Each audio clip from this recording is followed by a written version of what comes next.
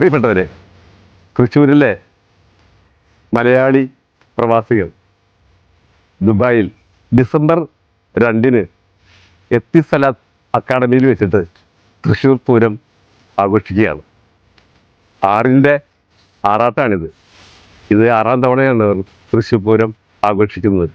നമുക്കറിയാം, മേളം പെരുമയുടെ അമരക്കാരായിട്ടുള്ള മട്ടന്നൂരും ശിഷ്യൻ നടനായിട്ടുള്ള ജയറാമും അതുപോലെ കിഴക്കുട്ട് അനിയന്മാരാരുമൊക്കെ മേളം നടത്തുന്നുണ്ട്.